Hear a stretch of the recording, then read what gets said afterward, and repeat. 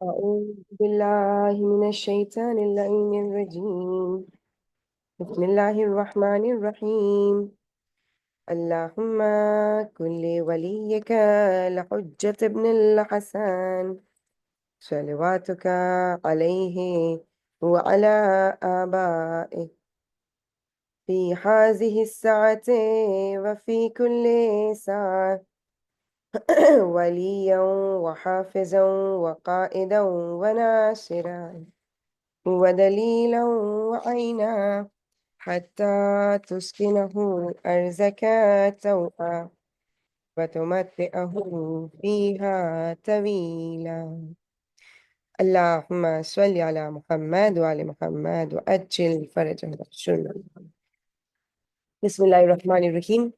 الحمد لله الذي هدانا لهذا وما كنا لنهتدي لولا أن هدانا الله. الحمد لله الذي جعلنا من المتمسكين بولايتك سيدي ومولاي علي بن أبي طالب. اللهم صل على محمد وعلى محمد وأجل فرجه. السلام علیکم ورحمۃ اللہ وبرکاتہ. جیسا کہ ہماری گفتگو چل رہی ہے نہج البلاغہ خطبہ شکشکیہ کے حوالے سے. خطبہ شکشکیہ ایک ایسا خطبہ ہے کہ جس میں امام علی علیہ الصلوۃ والسلام نے اپنے حالات کے حوالے سے ذکر کیا ہے، بالخصوص وہ ظلم جو امام پر ڈھائے گئے ہیں. رسول اللہ صلی اللہ علیہ وآلہ وسلم کی ایک حدیث کا مفہوم یہ ہے جس میں حضرت ارشاد فرماتے ہیں کہ اے علی میرے بعد تم بہت مظلوم ہوگے، یعنی تم پر بہت زیادہ ظلم کیے جائیں گے.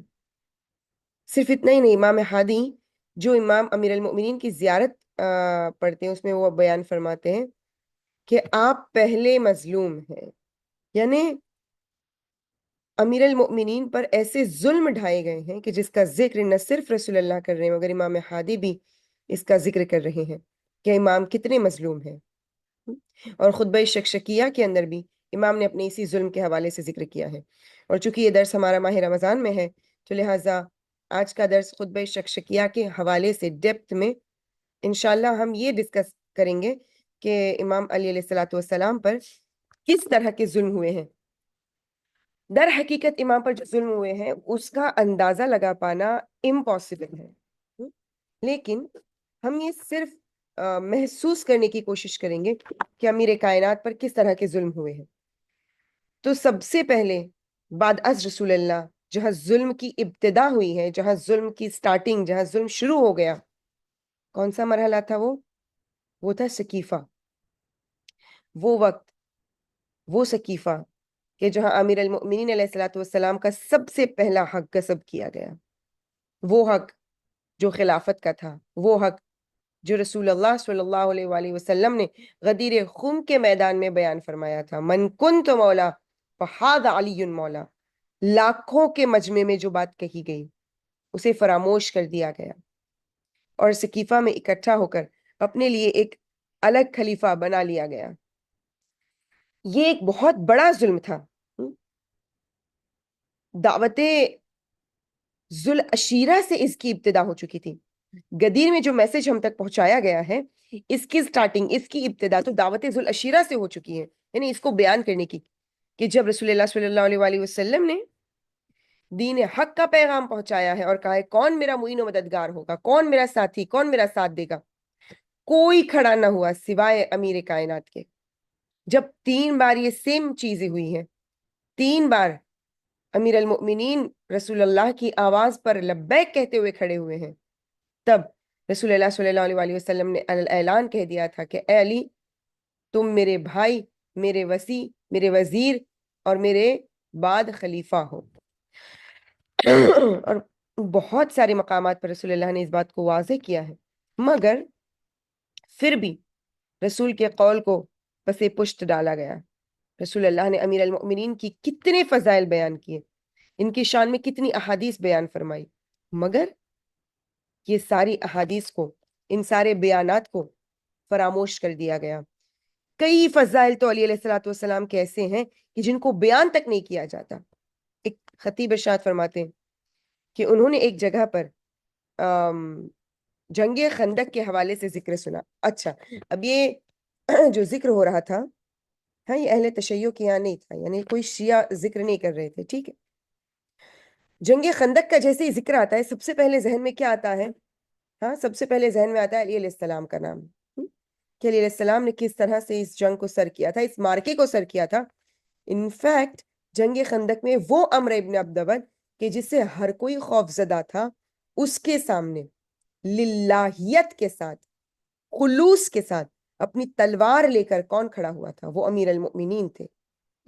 وہ اسلام کے جس کو بچانے میں امیر المؤمنین نے ہر تگودو, ہر کوشش, ہر محنت کی ہے, مگر ان کی ان باتوں کو کس طرح سے فراموش کیا گیا. آپ سنیں کہ جنگ خندق کا جب ذکر ہو رہا تھا تو ذکر کرنے والے نے یہ کہا کہ جنگ خندق ایک ایسی جنگ ہے جس کا ذکر قرآن میں موجود, ٹھیک. جنگ احزاب جو سورہ احزاب ہے یہ جنگ خندق کا ہی نام ہے. ہاں تو جنگ خندق کا ذکر قرآن میں بھی موجود ہے جس کا نام سورہ احزاب ہے. یہ ایک ایسی جنگ ہے کہ جو بہت سارے قبیلوں اور مسلمانوں کے درمیان میں لڑی گئی تھی. اور یہ بھی ذکر ہوا کہ اچھا اس جنگ کے اندر سلمان کی ایک ہوش مندی, ایک عقل مندی کام آئی, اور وہ تھی خندق کھودنا, کہ جو جنگ کے لیے بہت مفید ثابت ہوئی. That's it. اس کے علاوہ نہ کسی کا ذکر, نہ کسی مقام کا, نہ کسی مرحلے کا, نہ کسی واقعے کا ذکر, نہ عمرو ابن عبدود کا ذکر, نہ علی کا ذکر. جنگ خندق تمام. سوچ سکتے ہیں کہ کیوں امیر المؤمنین کے فضائلوں کو اس قدر پوشیدہ رکھا گیا, اس قدر مخفی رکھا گیا, اس قدر کمتر بتایا گیا کہ لوگ ان کو بیان کرنا تک ضروری نہیں سمجھتے. کئی فضیلتیں ایسی ہیں کہ جو علیہ الصلوۃ والسلام کے حوالے سے بیان کی گئی تھی, جو علیہ الصلوۃ والسلام کے حوالے سے جن کی روایتیں نقلیں ہیں, ان فضیلتوں کو ٹرانسفر کر دیا گیا دوسرے لوگوں کو. اچھا یہ دوسرا ظلم. ہاں پہلا ظلم کیا تھا جو ان لوگوں نے کیا؟ وہ یہ تھا کہ ان لوگوں نے علیہ السلام کے حق, غدیر والے حق کو غصب کر لیا. دوسرا کیا تھا کہ انعام کی لالچ دے کے, پیسے کی یعنی سونے کے سکوں کی لالچ دے کے مؤرخین, ہسٹری لکھنے والوں کو خریدا گیا جو باقاعدہ روایتوں کو تبدیل کر دیتے تھے, جو روایتوں کو چینج کر دیتے تھے. تو کئی ساری ایسی فضیلتیں, ایسی روایتیں جو بالخصوص امیر المؤمنین کی شان میں ہیں, ان روایتوں کو دوسرے لوگوں کی شان میں, دوسرے اصحابوں کی شان میں بتایا گیا. مثال کے طور پر فار ایگزامپل آپ نے وہ واقعہ بہت سنا ہوگا کہ جب ایک مرتبہ طلحہ اور زبیر امیر المؤمنین علیہ الصلوۃ والسلام سے ملاقات کے لیے آتے ہیں اپنے کسی ذاتی غرض سے, اپنے کسی پرسنل کام کی وجہ سے. تو جب وہ لوگ آتے ہیں تو امیر المؤمنین نے جو کینڈل جلائی ہوئی تھی, امام اس کینڈل کو بجھا دیتے ہیں اور ایک دوسری کینڈل روشن کرتے ہیں.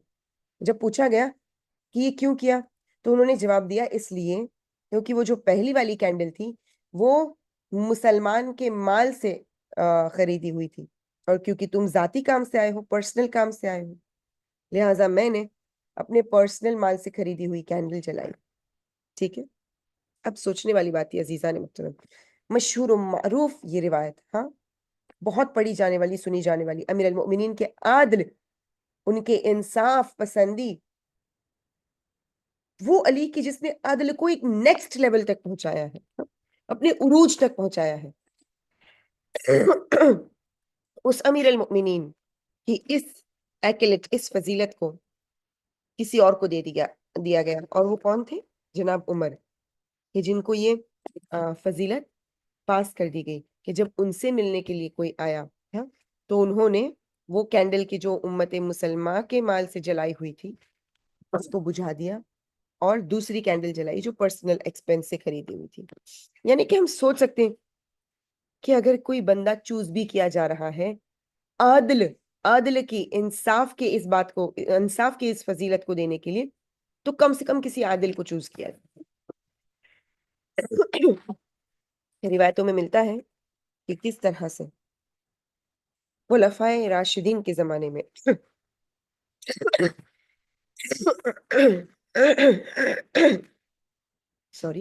پہلے اور دوسرے خلیفہ کے زمانے میں کس طرح سے جو مال غنیمت ہوتا تھا اس کو ڈسٹریبیوٹ کرنے کا جب وقت آتا تھا, اس کو تقسیم کرنے کا جب وقت آتا تھا, تو مسلمان کے مال کو, اسلام کے مال کو تقسیم کرنے کے لیے ان لوگوں نے الگ الگ کرائٹیریاز رکھے تھے. یعنی جو مالک ہے اس کو الگ کوانٹٹی دی جائے, جو غلام ہے اس کو الگ کوانٹٹی دی جائے, جو گورا ہے اس کو الگ مقدار دی جائے, جو سیاہ فام تھے ان کو الگ دیا جائے, جو عربی تھے ان کو الگ رینج, الگ مقدار دی جائے, یعنی زیادہ دیا جائے, اور جو اجمی تھے, عرب سے باہر کے تھے, ان کو کم دیا جائے. ہاں صرف یہی نہیں, ہاں صرف یہی نہیں, یہاں تک کہ ازواج رسول میں بھی کچھ ایک دو ایسی ازواج ہیں جن کا میں نام نہیں لے رہی ہوں, بہرحال کچھ ایسی ازواج ہیں کہ جن کو منتلی جو پیسے دیے جاتے تھے وہ باقی امہات المؤمنین سے, یعنی باقی ازواج رسول سے زیادہ دیے جاتے تھے. یہ بہت ساری روایتوں میں نقل کیا گیا. اچھا, اس کی ایک دلیل یہ ہے کہ جب تیسرے خلیفہ کا زمانہ آیا تو سٹارٹنگ میں تو ان ازواج رسول کا تیسرے خلیفہ کے ساتھ بانڈ کافی اچھا تھا, لیکن جب تیسرے خلیفہ نے ان ازواج رسول کی منتلی انکم باقی تمام ازواج کے برابر ایکول لا کے رکھ دی کہ اب سب کو ایکول ملے گا, تب سے تفرقہ پیدا ہوا تیسرے خلیفہ اور ان ازواج رسول کے درمیان. ٹھیک ہے, بہت ڈیپ میں نہیں بیان کیا جا سکتا, لیکن مختصر یہ کہ جن لوگوں نے اپنی زندگی میں آلریڈی اتنی ناانصافیاں کی ہیں ان کو امیر المؤمنین کی ایکلٹ, یہ فضیلت دی جا رہی ہے. نیکسٹ, دوسرا ان پر جو ظلم ہوا وہ تھا کہ ان کے حوالے سے جو احادیث تھی, ہاں ان حدیثوں کو چینج کیا گیا, ان حدیثوں کو باقاعدہ پیسے دے کر بدلوایا گیا ہے. مثال کے طور پر سمارہ بن جندب جیسے راوی, اور اس کے علاوہ بھی بہت سارے ایسے راوی ہیں کہ جن لوگوں نے ان احادیث کو چینج کیا ہے. مثال کے طور پر میں آپ کو ایک مثال دوں, حدیث منزلت, سب جانتے ہیں یہ حدیث, کوئی امام کا چاہنے والا ایسا نہیں ہوگا جو اس حدیث سے ناآشنا ہو. ہاں, یہاں تک کہ دعائے ندبہ میں بھی اس حدیث کا ذکر ہے. یہ کتنی امپورٹنٹ حدیث ہوگی کہ جس میں رحمت للعالمین نے ارشاد فرمایا, رسول اللہ ختمی مرتبت صادق و امین پیامبر نے ارشاد فرمایا تھا, علی انت منی بمنزلت ہارون من موسیٰ الا انہ لا نبی بعدی, اے علی تمہاری منزلت مجھ سے ایسے ہیں جیسے ہارون کی منزلت موسیٰ سے تھی, سوائے یہ کہ میرے بعد کوئی نبی نہیں. ٹھیک, واضح حدیث, کلیئر حدیث جو امیر المؤمنین کی فضیلت کو, ان کی منزلت کو بیان کرتی ہے, اسی لیے اس حدیث سے منزلت کہا گیا. اوکے, تو اب حارث بن عثمان نام کے ایک شخص, یہ جو حدیث ہے اس کو چینج کیا ہے. اس شخص نے, حارث بن عثمان نام کے شخص نے ایک موٹی مقدار میں رقم لی ہے اور اس حدیث کو چینج کیا. کیا چینج کیا؟ ہارون میں جو ہے تھا اس کو نکال کے اس نے کاف لگا دیا. مائنر چینج, ہاں چھوٹا سا چینج. کیا تھا؟ ہارون میں ہے کے جگہ کاف لگا دیا اور حدیث کو آدھا کر دیا. یعنی رسول اللہ نے فرمایا نعوذ باللہ یا علی انت منی بمنزلت قارون من موسیٰ, یعنی وہ ہارون جو ایک پازیٹیو کیریکٹر تھے, جو جناب موسیٰ کے مقربین میں سے تھے, جبکہ قارون جس کے لیے کہا گیا قارون اور حامان وہ تو فرعون کے ساتھی تھے. ہاں, تو ہم سمجھ سکتے ہیں کہ کس طرح سے علیہ الصلوۃ والسلام کی منزلت میں جو بہترین حدیث تھی, ہاں اس حدیث کو کیسے چینج کیا گیا, اس حدیث کے مفہوم بدل گئے, اس حدیث کے معنی بدل گئے, لٹرل میننگ چینج ہو گیا اس حدیث کا فقط ایک لفظ کے بدل دینے سے. یہ ظلم تھا امیر المؤمنین پر. باقاعدہ بنی امیہ نے اس کے لیے کئی سونے کے سکے صرف کیے ہیں تاکہ علی علیہ الصلوۃ والسلام سے ان کی فضیلتوں کو چھین لیا جا سکے. علی علیہ الصلوۃ والسلام کی فضیلتیں لوگوں تک نہ پہنچے, لوگ ان کی معرفت کو درک نہ کر سکے, لوگ جان نہ سکے کہ علی کون تھے. صرف یہی نہیں, ایک اور روایت ملتی ہے, ہسٹورین بیان کرتے ہیں کہ شہاب بن عبداللہ فرماتے ہیں کہ ایک مرتبہ خالد القصری نے ان کو اسلام کے حوالے سے لکھنے کے لیے، کتاب لکھنے کے لیے بیان کیا۔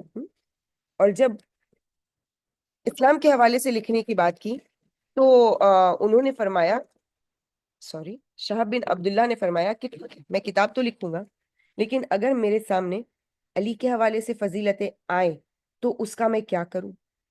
ہاں، کیونکہ جب تم اسلام کے لیے کچھ لکھنے بیٹھو، پاسبل ہی نہیں ہے کہ علی کے ذکر کے بنا کمپلیٹ کر سکو۔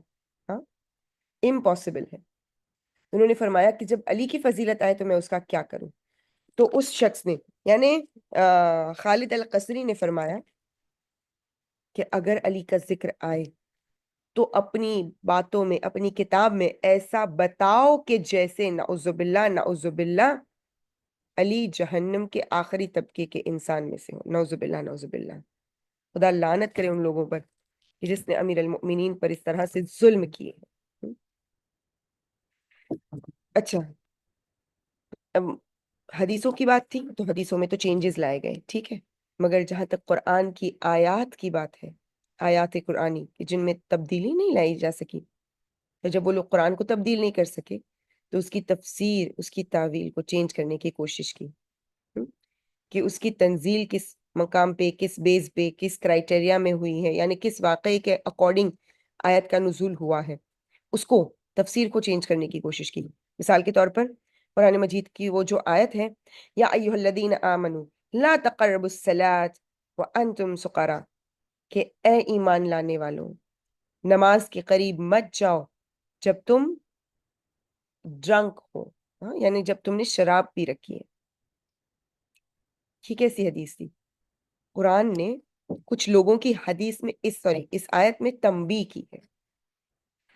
ایمان لانے کے بعد، توحید کو قبول کرنے کے بعد بھی کچھ لوگ ایسے تھے کہ جو شراب پیتے تھے، اور شراب پی کے وہ نماز کے لیے بھی آ جاتے تھے۔ تو ان لوگوں کی مذمت میں قرآن کی آواز بلند ہوئی ہے۔ پروردگار عالم نے یہ فرمایا، یا ایھا الذین آمنوا لا تقربوا الصلاۃ وانتم سکارا، جب تم شراب کی حالت میں، جب تم نشے کی حالت میں، نجاست کی حالت میں ہو، اس وقت نماز کے قریب مت جاؤ۔ جانتے ہیں اس آیت کو باقاعدہ لٹرل اس کی تفسیر کو چینج کیا گیا، اور نعوذ باللہ بتایا گیا کہ یہ آیت امیر المؤمنین کے لیے نازل ہوئی ہے۔ نعوذ باللہ۔ یہاں تک کہ ہسٹورین نے بیان فرمایا کہ پاکستان میں ڈاکٹر اسرار احمد کو اسی ایک روایت کے لیے کورٹ بھی جانا پڑا تھا، اور لوگوں نے اپولوجائز بھی کیا، یہ کہتے ہوئے کہ یہ آیت علی علیہ السلام کی شان میں ہرگز نازل نہیں ہو سکتی، یہ تو بنی امیہ کی سازش تھی، ان کی ایک چال تھی، ان کی ایک اسٹریٹجی، ان کا ایک پروپیگنڈا تھا، صرف اتنا ہی۔ امیر اس کے بعد نیکسٹ ظلم، الگ الگ ظلم میں نے آپ کو گنوائے، نیکسٹ ظلم انشاءاللہ ان دا اینڈ ہم لوگ کنکلوژن جب کریں گے تو یہ سارے جو ظلم ہے وہ ایک ساتھ کنسیڈر بھی کریں گے۔ نیکسٹ ظلم جو بیان کیا جاتا ہے وہ یہ ہے کہ وہ لوگ کے جن کے دلوں میں حب علی پایا جاتا تھا، جو علی علیہ السلام سے بے تحاشا محبت کرتے تھے، جو ان کے والہانہ محب تھے، جو ان کے چاہنے والے تھے، جو ان کے عزیز تھے، ایسے اصحابوں کو شہید کر دیا گیا۔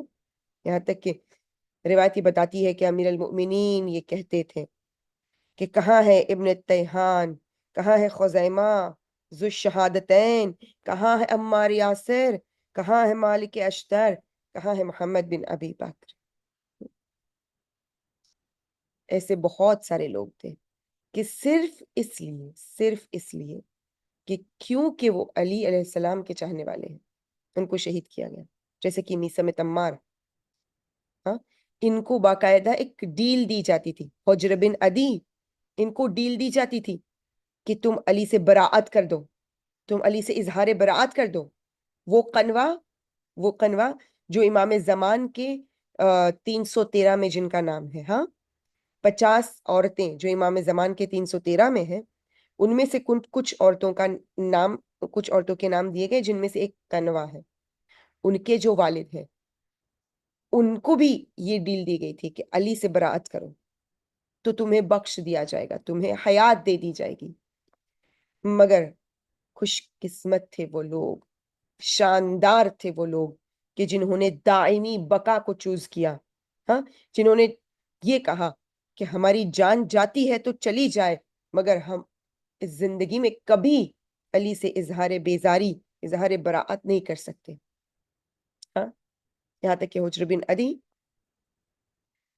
جو شام گئے ہیں، انہوں نے جناب حجر بن عدی کی قبر بھی دیکھی ہوگی. آپ نے یوٹیوب پہ بھی وہ ویڈیوز دیکھے ہوں گے کہ جہاں داعش کے لوگ جناب حجر بن عدی کی قبر کو کھودتے ہیں اور اس میں سے جناب حجر کا لاشا صحیح و سالم باہر نکلتا ہے. ہاں، یہ بھی امام کے چاہنے والے تھے کہ جن کو امام کی محبت میں شہید کیا گیا. حتیٰ یہاں تک ملتا ہے کہ جناب حجر بن عدی کو شہید کیا جا رہا تھا، یہ کہا کہ تم علی سے برات اختیار کرو، تمہیں بخش دیا جائے گا. انہوں نے کہا ہرگز ہرگز میں علی سے براعت نہیں کروں گا، بھلے میری جان کیوں نہ چلی جائے. ان کے ساتھ ساتھ ان کے بیٹے کو بھی شہید کیا گیا. حجر نے یہاں تک کہا تھا کہ پہلے میرے بیٹے کو شہید کر دو پھر مجھے شہید کرنا. کیوں؟ کسی بھی باپ کے لیے کہنا کتنا مشکل ہے. کوئی بھی باپ یہ کہے گا کہ پہلے مجھے قتل کر دو تاکہ مجھے میرے بیٹے کا درد نہ دیکھنا پڑے. لیکن حجر نے یہ کہا. کیوں؟ جب پوچھا گیا تو حجر نے جواب دیا اس لیے کیونکہ میں نہیں چاہتا کہ میری حالت کو، میری تکلیف کو دیکھ کر میرے بیٹے کا دل بدل جائے اور وہ علی سے بیزار ہو جائے.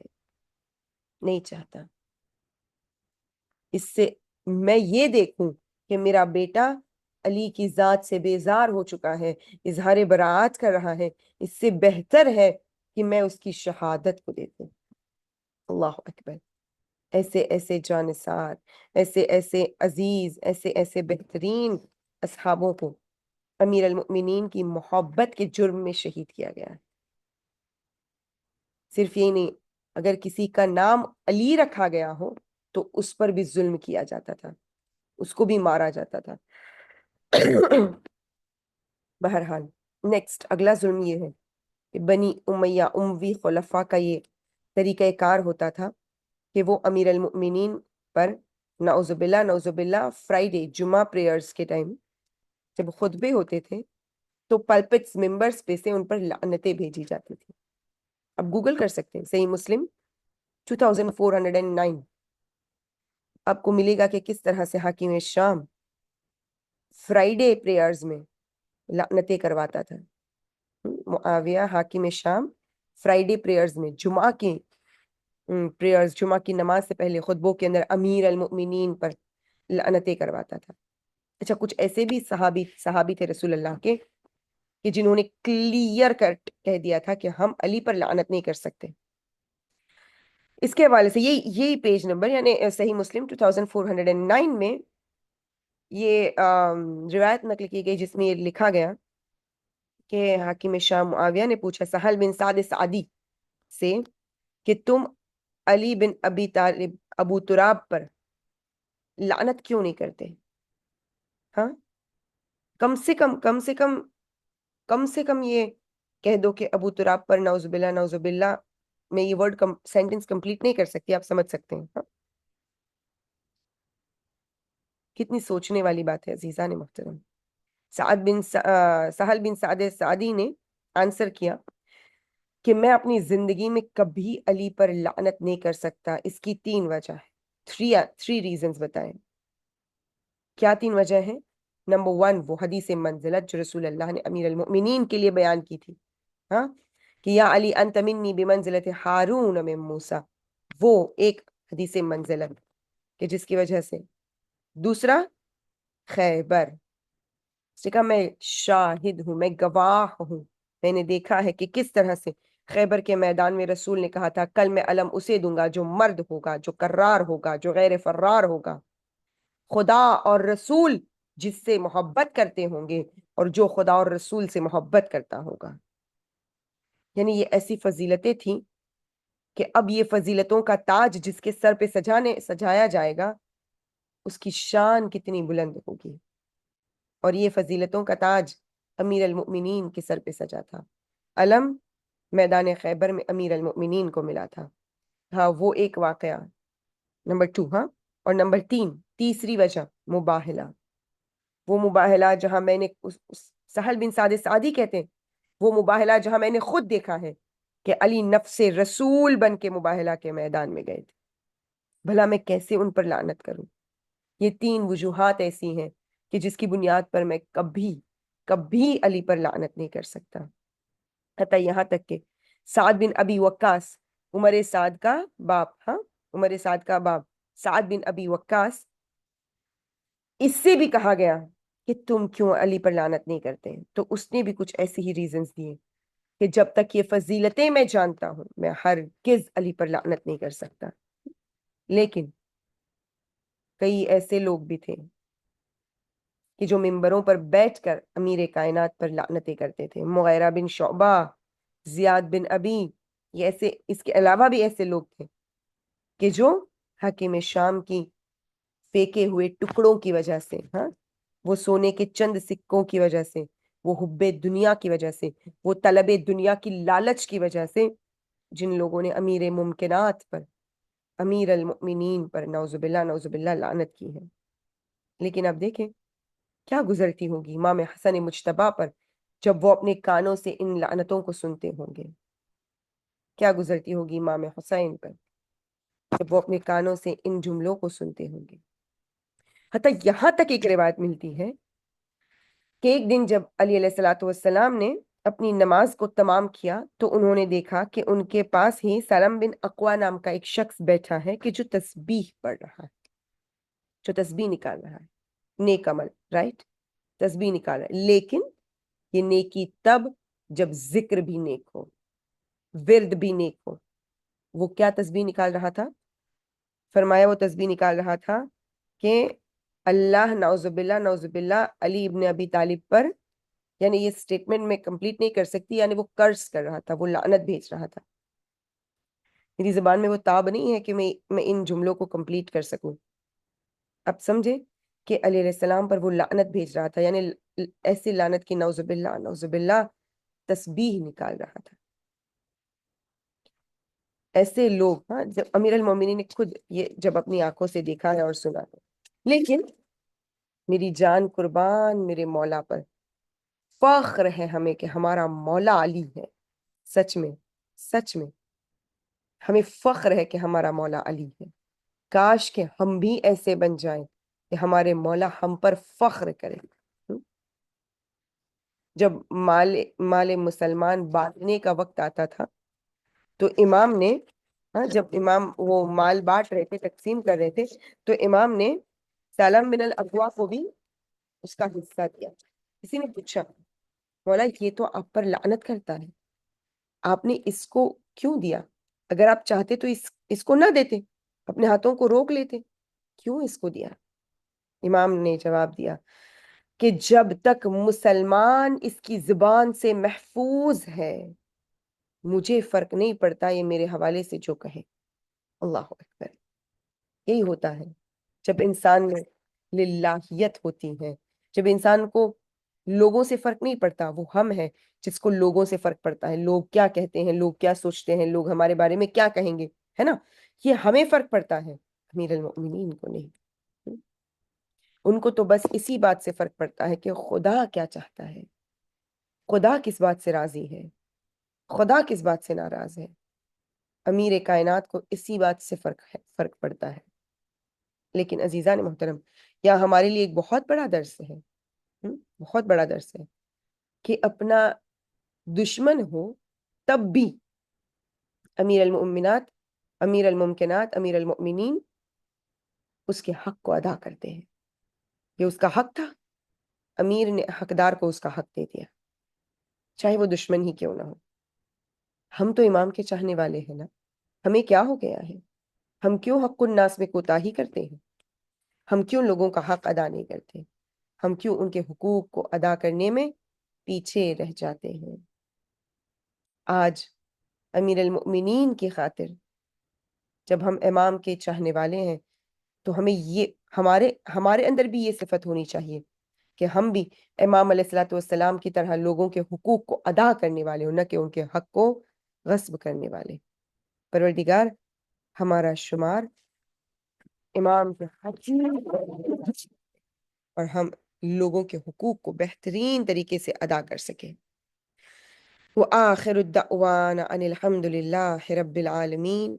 اللهم صل على محمد وآل محمد وأجل فرجهم واحشرنا معهم. اللهم أجل لوليك الفرج.